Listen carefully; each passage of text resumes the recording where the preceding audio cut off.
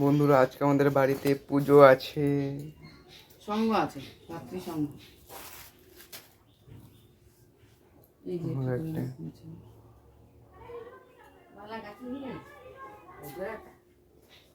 এটা ঠাকুরের মুখ মোছন আমার মা বানিয়েছে।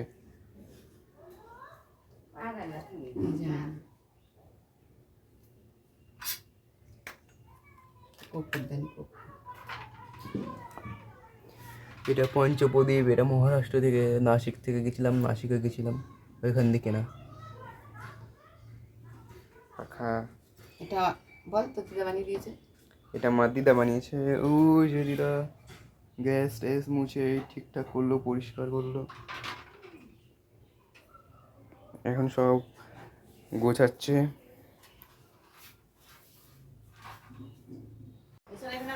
আমাদের এখন নারকেল কুচানো হয়েছে, ওখানে বাদাম, কিশমিশ, কাজু বাদাম, আর ওটা কি কে জানে, সব কাটা হয়েছে। আর এটা আলমন্ড বাদাম এখন ছুলছে। এখানে ফলগুলো আনা হয়েছে, কাটবে।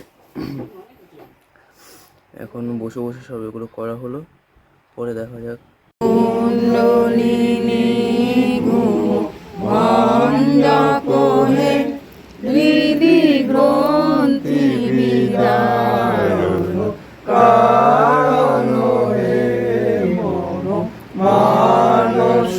চঞ্চল রাত্রি দিনে গুরুদেব দয়া করো, দীন জনে গুরুদেব কৃপা করো, জ্ঞানহীনে গুরুদেব দয়া করো, দীন জনে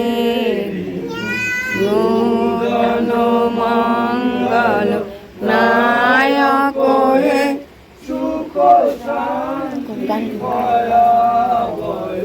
দায়ক হে রাম হরে তব নাম গানে গুরুদেব দয়া কর, দীন জনে দেব কৃপা কর, জ্ঞানহীনে গুরুদেব দয়া করো, দীন জনে অভিমান প্রভাব বিনাশ করে।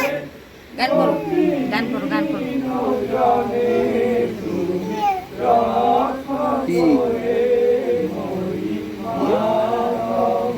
গান কর, গান কর।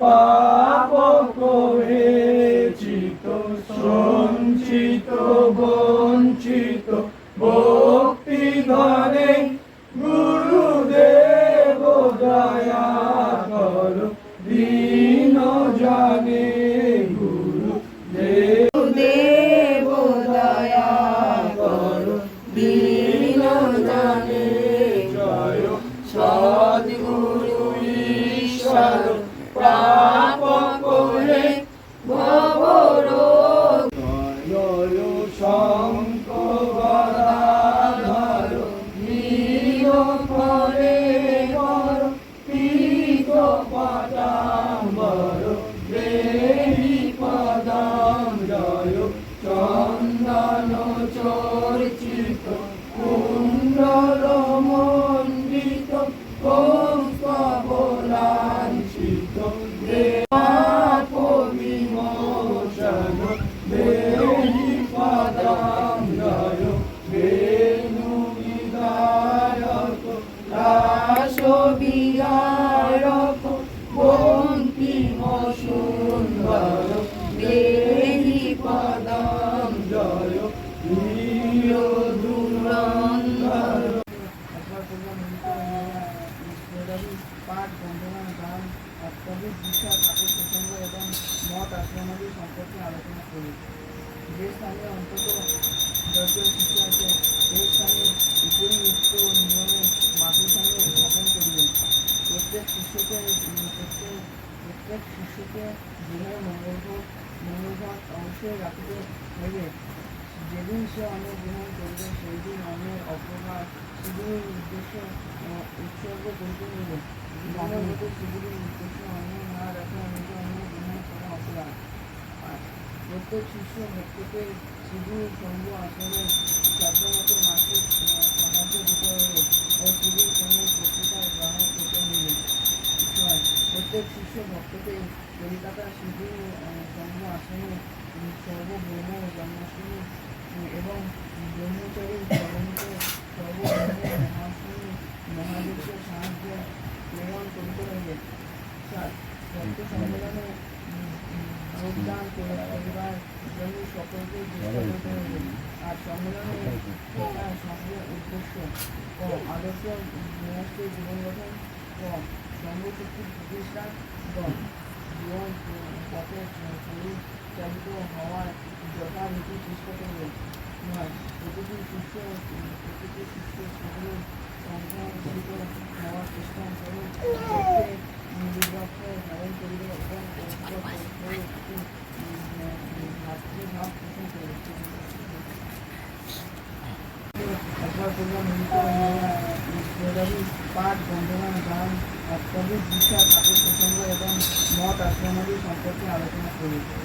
যে স্থানে অন্তত 10 জন শিষ্য আছে, সেই স্থানে উপরিউক্ত নিয়মে মাটির সঙ্গে স্থাপন করিবে। প্রত্যেক শিষ্যকে গৃহে মঙ্গলঘট অবশ্যই রাখিতে হইবে। যেদিন সে অন্ন গ্রহণ করিবে, সেই দিন অন্নের অপকার শিবিরের উদ্দেশ্যে উৎসর্গ করিতে হইবে। শিবিরের উদ্দেশ্যে অন্ন না রাখা নিজ অন্ন গ্রহণ করা অপরাধ। আর প্রত্যেক শিষ্য ভক্তকে শিবির সঙ্গ আসনে সাধ্যমতো মাসিক সাহায্য দিতে হইবে ও শিবির সঙ্গে পত্রিকার গ্রাহক হতে হইবে। প্রত্যেক শিষ্য ভক্তকে কলিকাতা শিবির সঙ্গ আসনে সর্বব্রহ্ম জন্মাষ্টমী এবং ব্রহ্মচারী চরণকে সর্বব্রহ্ম মহাষ্টমী মহাদেবকে সাহায্য প্রেরণ করিতে হইবে। ভক্ত সম্মেলনে যোগদান করিবার জন্য সকলকে চেষ্টা করতে হইবে। আর সম্মেলনে সঙ্গে উদ্দেশ্য ও আদর্শ গৃহস্থের জীবন গঠন ও সর্বশক্তির প্রতিষ্ঠা জীবন পথে পরিচালিত হওয়ার যথারীতি চেষ্টা করবে। প্রতিটি শিষ্য সকলের সংখ্যান্বিত হওয়ার চেষ্টা করুন, নির্বাক্ষ ধারণ করিবে এবং ভাতৃভাব পোষণ করবে। পরব্রহ্ম শ্রী শ্রী জগন্নাথের পথে হয়ে ভক্ত পরিচিত অবস্থায় ভক্ত ভাইকে রথে যাত্রা করেন। এই সময় তিনি এতটাই কৃপণ থাকেন যে যদি কোনো ভাগ্যবান ভাগ্যবতী মনের আত্ম নিয়ে সঠিকভাবে প্রভুকে দেখতে পারেন। শ্রীগুরু সঙ্গ প্রতিষ্ঠাতা ভগবান শ্রী দুর্গা প্রসন্ন সৎ লোকে অনেক সময় দুঃখ ভোগ করে এবং অসৎ লোকের সুখ থাকে কেন? সৎ লোক দিককে ভগবান দুঃখ দান করেন, তা দিককে পরীক্ষা করিবার জন্য সেই সর্বদুঃখ কারণ করিয়াই যদি তাহার ভগবান তুলসী ন্যায় লাগিয়া তাদের তবেই তাহাদিগকে তিনি নিত্য সুখের আলোর নিত্য ধামে নিয়ে যান। তখন তাহাদের যে সুখ তাহাই তুলনা নেয়। যে করেই আমরা আর